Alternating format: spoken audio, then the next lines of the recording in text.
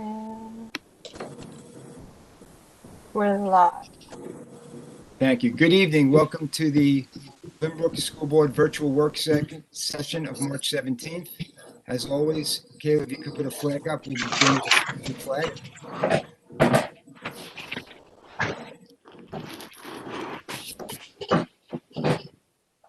I pledge allegiance to the flag to the of the flag United States of of the America, States of America, to the and to the republic republic for republic which it stands, one stands nation, under one God, nation under God, indivisible, with liberty and indivisible, justice with for liberty all. and justice for all.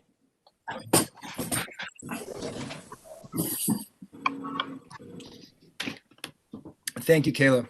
As a follow-up to last week's meeting, the board has decided to use this virtual work session to discuss the timeline for the return to full-time in-person instruction for our students. The current return dates are as March 1st for the seniors to come back, April 12th for juniors, 6th to 8th graders and K through 5, and then May 10th for the freshmen and sophomores. We very much appreciate the work the committee has put into this and for their efforts, and hope that efforts will continue. So that's one of the reasons for this meeting tonight is things are changing so quickly. The science is changing, the information we're getting is changing. And so there's some considerations for how that timeline might be impacted. Mr. Yeager, do you want to lead that conversation and the concerns? Sure. Yeah. So, just to reiterate what Billy just said, the work that the committee has done has been fantastic. They have met. They've given us unbelievable guidelines, and we have followed them. But as he said, things are changing. Things are changing rapidly, and that certainly that last date of having children go back to school, May 10th. 9th and 10th graders right now with Regents exams potentially being offered to those grade levels, especially 9th graders, a month before school ends, seems to be like a really, really far date away, nearly 2.5 months after the March 1st return of the seniors. And so I for one, would like to see, possibly if there was a way to get the committees to reconvene and look at new dates, new times for all our kids to go back in person. I think it would be beneficial to all of our students involved. And so that's one thing that I was looking for. I mean, the recommendations that we received from the committee, they last came in, I think they last met on February 9th. And if anybody's been following the news, they know that just things have been changing every 12 hours, things are changing. So, and I would like to see if that's possible to move up the get-in date for a lot of our kids so they can get in a lot sooner. Maybe the committee would like it could reconvene if it's even possible, so they could discuss it. And, that's kind of like what my thinking was. Mr. Pascoff and Mrs. Danino. Yeah, I think I would love to see the committee reconvene with some thought from us about where we'd like to bring the kids back. But I would like the committee to reconvene and consider all the information that's out there, and also consider recommendations that we make. If we have specific times where we'd like to bring the kids back, I think we need to let the committee know that's our thought, and then let them deliberate and figure out and play around with all the information and see if they feel that works.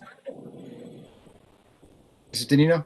I mean, just looking at Dr. Burek's message that she sent home today, with no new cases, as the weather's getting warmer, I feel like we're trending in the correct direction as we were in the fall. And I hope that this is something that we could speed up the process and getting all of our students in. I know, as a teacher, that we we work best when our students are in front of us, and, we want to do it safely and hope that we can get our students back into our buildings.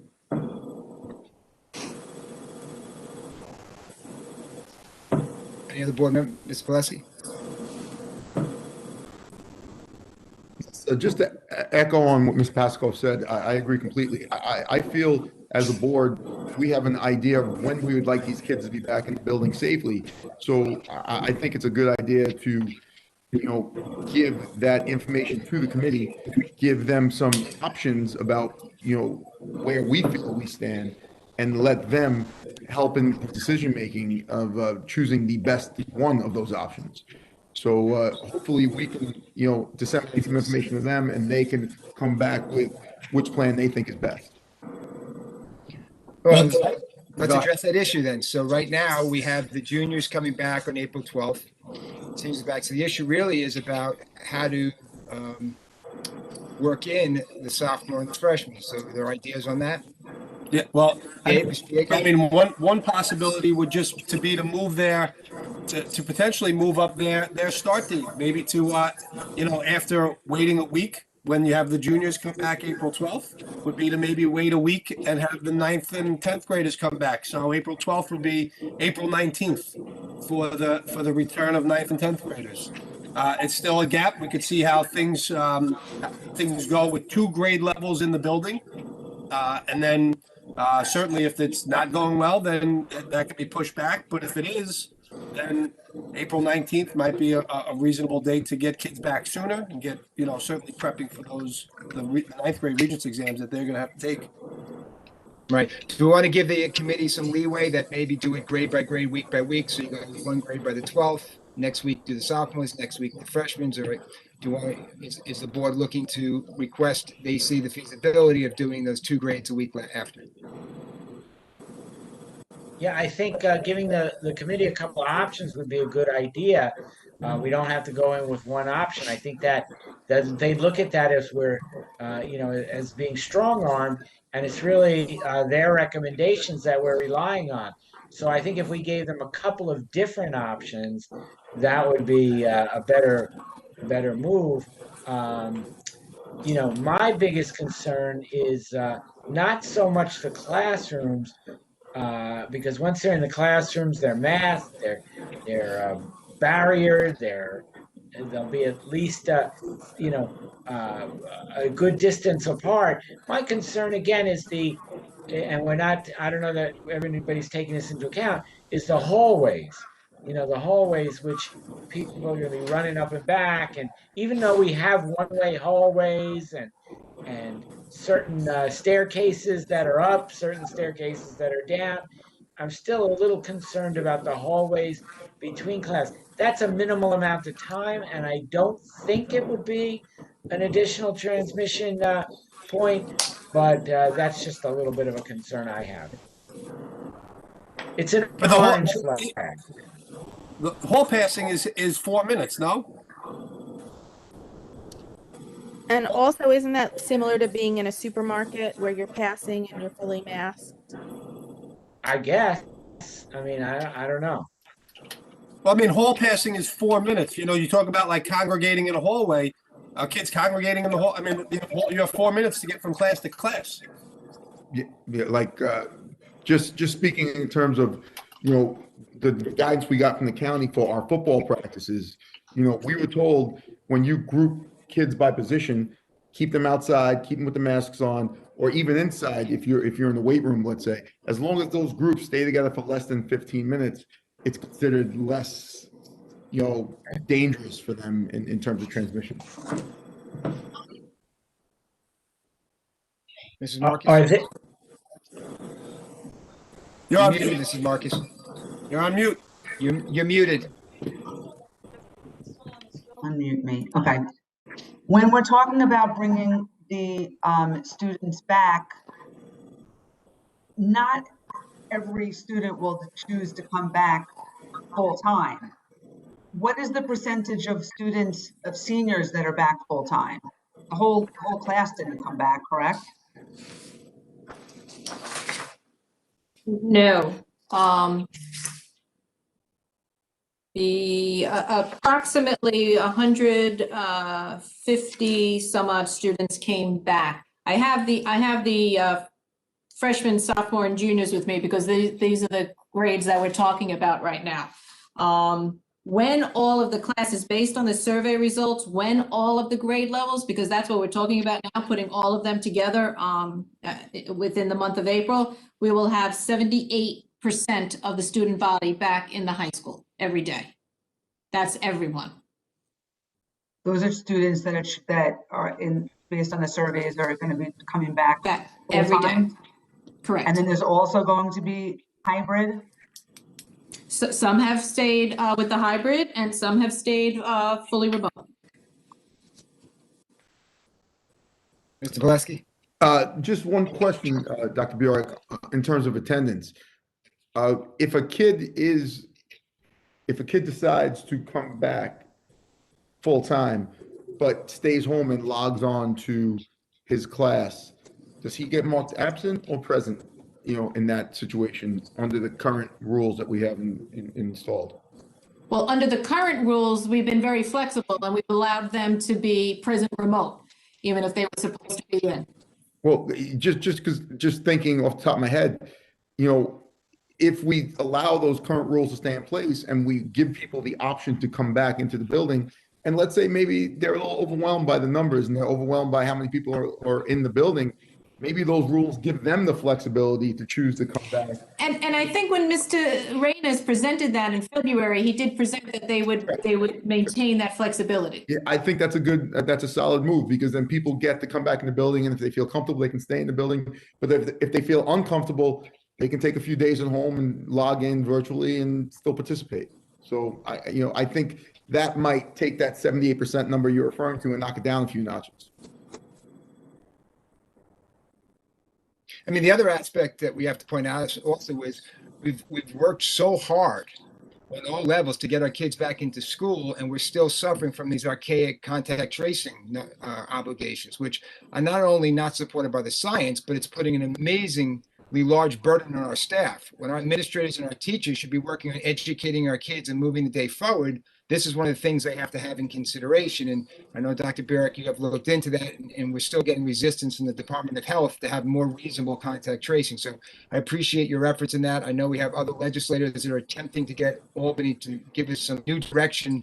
More current science shows us we can be something different. So hopefully we can stay on that. Mrs. Hanson and Mrs. Danino. You're muted, Mrs. Hanson. I know we're seeing, incidences where a lot of kids are having to quarantine because of the contact tracing. Are we seeing that pattern in other districts throughout the island? And if so, is there any kind of a group being formed that, we can all sort of pool our strengths and reach out to Albany? I know that several board members have been talking with each other, trying to do something. I know there were several county and state legislators that had a press conference last Friday. They were calling on Albany to give more control to the local schools, more realistic guidance. School districts are doing different things with the contact tracing. Some are doing 360 degrees. Some are only doing left and right, forward or back, and whatever their particular directions are. But the main issue is that there seems to be a united effort, one, to get us local control, but two, to get us at least more realistic rules on what the science is showing us should be the way contact tracing is being done. So the best we can ask from our community is to continue to contact your legislator and let them give local control to the schools so we can make better decisions for our districts. Mrs. Danino, then Mrs. Marcus. Along those lines, I think some of the rules that seem to be a little outdated are affecting our music programs, which are always amazing in Lynbrook, and really not allowing us to have our full ensembles playing. And I know that they're doing a wonderful job in our district with what they're able to, but I think maybe regarding the contact tracing, regarding the music rules, maybe we as a board could write a letter to state ed, to the governor, and maybe we could try and get, you just said that these other board members have been speaking, but maybe we could get other school boards to join in with us and sign with us and send it and make it a joint effort. Maybe it would have more traction that way. And if I could just jump in there, I think it is more meaningful coming from boards, coming from parents, because you are parents. Just so everyone knows, I personally did write a letter to the county and CC the legislators regarding relaxing the distancing for the music ensemble so that we could try to get back to a little more ensemble work. Emily, Dr. Birak, I'm sorry, our PTA is always so wonderful and also puts in great links all the time of ways that they could do letter writing campaigns, and this might be a way for them to also join in and help, with other PTAs and do a joint effort. If we all work together, we could, make some changes here. Absolutely. Just to understand with the contact tracing issues, is it that so many kids end up being quarantined and they aren't getting contracting COVID from somebody that they had been near inside the school? Correct. So Last it's week- clear that it's just that it's a little bit Correct. overkill. It's at this just point. that, right, it's just that the rules are that we must quarantine those who are direct contacts, and that's 6 feet or less for 15 minutes or more for irregardless of masks. So the mask is not helping with the contact tracing, even though, as Mr. Belmont said, the science is indicating that wearing the masks does help. So you could be 6 feet from somebody in a classroom with a barrier, wearing a mask. The person and But if you're less than 6 feet, away, you're going to be a direct contact, yes. gets, comes down with COVID, then you have to quarantine for X number of days, even though it seems like that is more than necessary. Okay. And Alan, just to let you know, last week, let's give a shout out to Mrs. Caramore, because they gathered a great deal of statistics in some of these school districts over at Massapequa to show that those kids that were sent home, and a couple of school districts are doing this, and our numbers would be similar, the overwhelming majority of kids that were sent home on contact tracing never tested positive. So they were testing throughout. Right. Well, because I just want to go back to that, like, for, just playing devil's advocate here, for argument's sake, the reason contact tracing came about was so that this wouldn't spread. And, we have a duty to make sure that everybody in our district and in our buildings is safe. It's just that at this point, the degree to which we have to contact trace seems like it's completely overboard and doesn't seem to be a correlation. It's not spreading within the schools, and the kids are being quarantined what appears to be unnecessarily. Right. So it's to put that in priority of what you're saying is the studies from the CDC and the American Pediatric Association are saying there's low transmission in schools. So to your point, yes, that concern we had a year ago about, hey, let's be safe, let's figure this out, this thing is new, let's do all the safety we can do. Science has now shown us that schools are not a transmission site. So the same rules we had from a year ago should not be the same rules that we're implementing today. Mrs. Danilo, then Mr. Yeager. Two things regarding the contact tracing, and students who have had the virus are also really outdated, because even the 90 days, the likelihood of them getting it is such a small percentage, even beyond that 90 days. And then those children having to quarantine is also an issue. And I just lost my second thought. So when I think of it, I will come back to it. Mr. Yeager, rattle that one free for her, buddy. Muted. Mr. Oh, God. I don't want to be that guy. Too late. I know. You said that other districts, Mr. Belmont, you said that other districts are getting around or creating their own contact tracing rules, I guess. Can you explain, like, how are they doing it? How are they It's getting important to around it? me that the way they're measuring and the decisions they're making on whether it's forward or back or side to side, they're all determining on their own how they're interpreting what those guidelines are. Oh, gotcha. Mrs. Danilo? I thought of it. The contact tracing also is creating a mental health aspect piece of it, because it's creating such an angst and anxiety for the children. Am I near this one? Am I near that one? Am I going to get it from them? It's really making them nervous to go to, who am I near? Did they have the virus? So that's something that needs to be taken, into account as well. Well, I mean, they Mr. should be Marcus. concerned about who they're near and if they're going to be catching it, because that's been what we've been dealing with for the past year. But if you're 6 feet away from somebody with a mask on and with plexiglass dividers, that seems to be, Right, the guidance maybe should be changing, but right, but they're obviously, still being quarantined in those Right. cases, so then they're afraid to be in that situation, which seems to be a safe situation. but we're still going to be following the guidelines from the Nassau County Department of Health until that changes, correct? Right, Dr. and the Burak? Department of Health has said, and they Correct. recognize what we're asking them, but it's one thing to have a disagreement with what Albany's doing and then say, we think we know different. They're not even addressing this issue. They've been at, just like last year with the 183 days, 180 days of the school year, just like with spring break and graduation, they've been asked by the New York State School Board Association, they've been asked by legislators in the governor's office to explain why we can't change these rules, and there's nothing coming out of there. There's no answers. He's not addressing these issues. I think it would be very dangerous to go against the guidelines. Dr. Lynch, do we know anything about, from our insurance company, NYSER, do we know anything about what they're saying in relation to going against guidelines or Well, changing? Dr. Burak already said we're going to be following what the Department of Health guidelines are. We're not going against the guidelines. Yeah, Rob, let's be clear, Rob. I'd love for us not to go and follow those guidelines and throw it to the wind. Yeah. But Dr. Burak, as the superintendent of the district, has made it clear that it's not something she's considering for us to do. And it's just frustrating to know that we have to comply with rules that have not been updated and taking science into account. Where we have been, Mrs. Marcus doesn't like when I point this out, but the governor's office has not been paying attention to these issues. And they've been asked on all fronts by both sides of the aisle, by media, by our school board associations, and we're not even getting an answer back. It's not like he's getting back to us and saying, well, we're going to keep these rules in place because of this, this, and this. It's just no response on those issues. It may be frustrating, but there are sometimes, I know it's not a law, it's a guideline, but we don't always agree with the laws, but you still should be following them. Well, I think he should be focusing on us and not the other things that he's Okay, doing. well, that's a separate. He's a little issue that we busy don't need these to days. discuss now. Yeah. All right. So the real issue. So do you have a, can we just sum up the recommendation that you're going to charge the committee with? Right. I think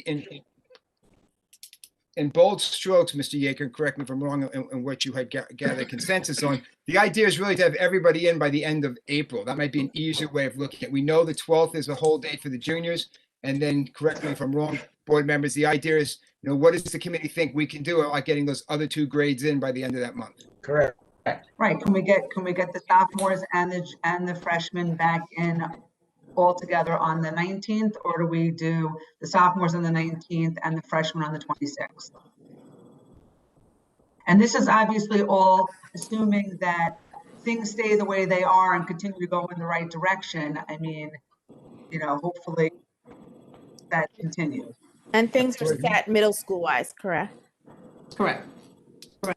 So we'll have the committee reconvene next week. After the break, we do have an April 7th board meeting, work session, I should say, and we could always announce the outcome of the committee work at that point. Right. Okay. Of course, we'll put things in our Friday bulletin. Question. Mrs. Hanson? With respect to we talked about several options presented to the committee. What's the time frame for getting them those options, and who's getting them those options? And We just gave them the option. I just said that. I just said I think that. she means logistically. She's asking logistically. So yeah, I'm asking logistically. They're hearing this now. You're going to get that information back, I assume, to Mr. Reynes. Mr. Reynes will, in whatever manner he uses to get his committee convened to provide that information. And could we expect a response from them by our April 7th work session? Correct. Yeah. Okay. Thank you. And then I guess to play up Mrs. Marcus's point, which Dr. Burak you may make also, is this is a great plan. And we hope to have this plan in place, but if spring breaks behavior and activities alter what's going to go on, then that obviously will change whatever plans. And that should hold true as we go on. Whatever plan we have now, it doesn't mean we can't then unravel that plan as the end of April and May comes if the numbers don't support what we're trying to do. Okay. Anything else from the board? Nope. Mrs. Hanson? I just have one quick thing I want to add. I was around for senior day taking pictures, and the kids, one thing I noticed is that the kids were all so great about wearing their masks. And you know, a parent brought this to my attention. Once sports come back, there's a lot of sharing of rides. You know, you load up the car with your teammates and you drive them home from practice. And many times those kids do not wear those masks in those cars. Parents who are listening, for the sake of, you know, prudence and getting everybody back in school, and you know, just stress to your kids, you know, wear the mask in the car if you're filling up your car with kids, giving them rides from practice or to school or wherever. You know, just better safe than sorry. All right, seeing nothing further from the board, anything else from board members, administration? All right, so we have one resolution tonight. May I have a motion to accept resolution 2103G31? Mr. Pascal, second. Mrs. Marcus, all in favor? All right, that is passed. So at this time, we are going to end this meeting. Everyone stay safe, stay healthy, and we'll be back for our work session on April 7th. Have a nice break, everyone. Happy Yes. holidays. Okay, Happy there's St. no- Patrick's Day.